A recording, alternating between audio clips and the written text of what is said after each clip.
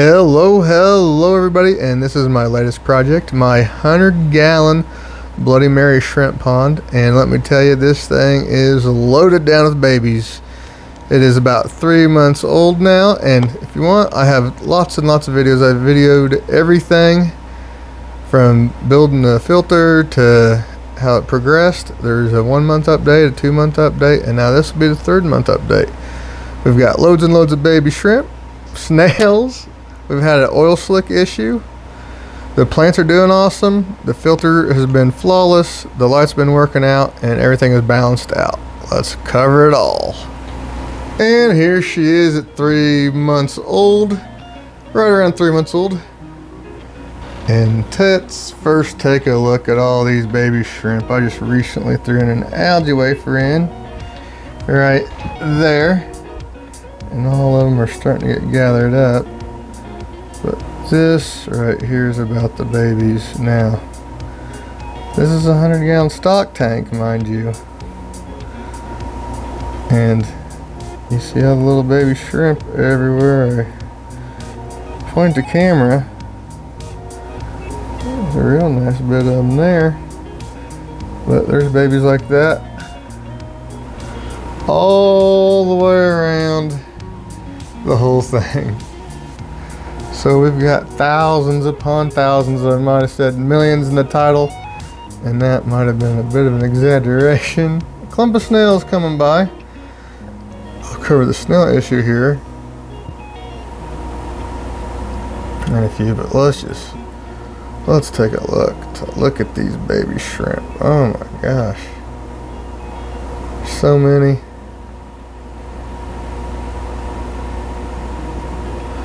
And there's some itty bitty ones too. I got this thing so zoomed in, I'm getting lost. Just to look at them all, it's pretty amazing.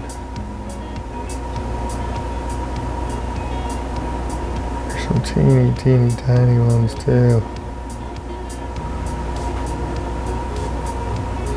So I remember when I started this, I said, sometime this summer there's going to be thousands and thousands of shrimp in here. And everything has turned out and worked out pretty good. In fact, this project, this is the first shrimp tank I've set up in years. I mean, I've restarted lots of them, but I think I've got my process dialed in pretty good. And even in a 100-gallon stock tank, we've got all these babies. So now let's talk about the snail situation. So one of the observations I've realized, keeping all these planted tanks with lots and lots of snails, is that when snails really start getting desperate for food, if they're not suffocating, they'll do that, trying to get at the scum on the surface. The surface scum. So like, they're so desperate trying to eat. So in the last month or so, I've been feeding the pond less and less, trying to, because I think the last update I gave, the entire walls were just covered in pond snail eggs. And there's getting to be a good chunk of ram's horns in here too. So now all them little eggs have hatched, and now they've got thousands of little tiny pond snails, but I've been feeding the tank way less. There's another ball of snails starving to death, I hope. But I've been feeding way less, and the less I feed, the more snails I see forming death rafts, I hope. And there's one over here getting in the current of the outflow of the filter spray bar. But I've been, like I said, I've been feeding less, and now I forget to keep getting a hold of this guy, but I've talked to him a couple times before. He is a contact I've met through my buddy Jeff, and I can get tons and tons of assassin snails. So I am debating on possibly starting an assassin snail farm in this stock tank. and see if they do good in my water, see how they do. And I'll probably start keeping them in all my other tanks if everything goes smooth with the snails. I can see them kind of being a problem, but if I'm trying to breed them on purpose, I'll be putting a lot of food in here. The assassin snails and the regular snails. So the snail problem, I'm dealing with it, and it's really not that bad. So it's all figuring out the balance of a new tank. Your snails play a part of the ecosystem, and there's too many snails to start off and not enough shrimp. And so now the shrimp population, I'm starting to get that booming, and hopefully the snails will thin out some. And if I go to the assassin snail route, that'll make things even more interesting. So I talked about the surface scum oil slick thing. I think it had to do with I didn't get the substrate rinse quite good enough in this thing. I wasn't quite sure, but I had a heck of a time for the first month with the oil slick, or first month or so. And then I got one of my power heads, shooting it up at the surface. It's got a little block of foam as an intake.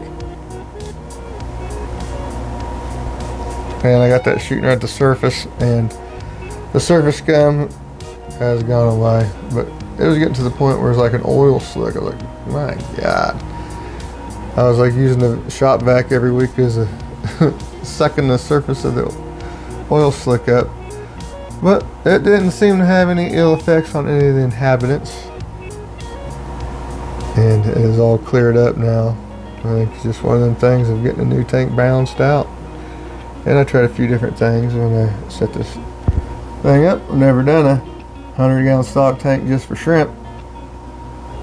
So it's been a bit of a learning experience for me, but it's worked out pretty good, I think. And we got to talk about the plants. The plants are doing amazing. I've done a video about, I'll put in the description I'll put links to all the videos I've done about the setting this thing up and all the plants going in here. And I did a video about using plant spikes on your crypts. And I think crypts are notoriously one of the slowest growing aquarium plants there are. And these are really nice Florida sunset crypts. These are really expensive crypts that I got off, again, I got these off my buddy Jeff Valley Fish years ago. And I propagated them in my 29-gallon for the last 2 or 3 years. And then I split them all apart. And I still left some in the 29-gallon that they started out in. But I split them all apart, and these are all, you can tell the old leaves are kind of rough looking. But this is almost all new leaves. They got the dimpled. These crypts, some of the old leaves have a little bit of blackbeard algae on them. Not too much. Saw a few strains of hair algae in here the other day, but it wasn't really a concern, which is pretty good. I guess with my light, I guess the right height to have it and cover everything pretty evenly. Now, let's see if I can cover this up. The moss. So I sell lots and lots of moss on the website, and let's see if I can get a better shot of this without being so dang glared out. There you can kind of see it. Now when I started this, I put in a pretty decent sized chunk of moss, but it is in 3 months time, when there's enough moss there to probably cover the entire bottom of a 75-gallon tank. It is pretty wild. Let's see if I can get it under here. All you can see is the thing it's trying to block it out with. But the plants are doing awesome. I'm super excited, especially with these Florida sunset crypts. These things are really expensive. And I'm glad to be having a whole bunch of them doing so good. And so let's talk about the filter. I did 2 DIY videos on the filter build. So I covered that extensively. I'll have that in the description, those videos. But I have not even so much as rinsed the sponges off. There's no constricted flow, restricted flow. Everything is doing awesome. The filter's doing great. It's one of those Eco Plus 396 pumps, I do believe. So 396 gallons per hour. 3 sponge intakes. Water flows in through the sponges into the pump, which is now covered in the moss right there. And then out the spray bar. And it's worked just as I had planned. Everything is gone. I couldn't have hoped for this thing to turn out as good as it has so far the first 3 months, to be honest. And I mentioned a little bit ago about the light. This light is, apparently when I hung it up, I guessed it just right. I have this exact same light on my guppy pond, but I have the light a lot closer, so I needed additional lighting. And this stock tank is shaped a little bit different. It's not as big, because that's 110, but this one is also taller, so it's easier to cover everything with one light. And I was kind of worried. I was a little worried about it being too much light and having algae problems, but so far I've managed to find the right balance. Now the light is on for about 6-7 hours a day, I do believe. So we're not bombarding everything with light, because this is a 150 watt LED floodlight. This thing, like if I left my hand there, of course I'm a lily white guy, and I work outside every day. I still have to cover myself in sunscreen. My Irish heritage, I end up getting fried to a crisp. If I kept my hand underneath there, it's like, feels like you're in a suntan bed. I can feel my hand cooking. That thing is super bright. But it's all worked out. I'm super happy with it. And let me know if you guys enjoyed this update of the 100-gallon stock tank pond. Not too many people have a 100-gallon stock tank shrimp pond in their family room. So I'm enjoying it a whole lot. It's really been successful, and I'll keep the updates coming every so often.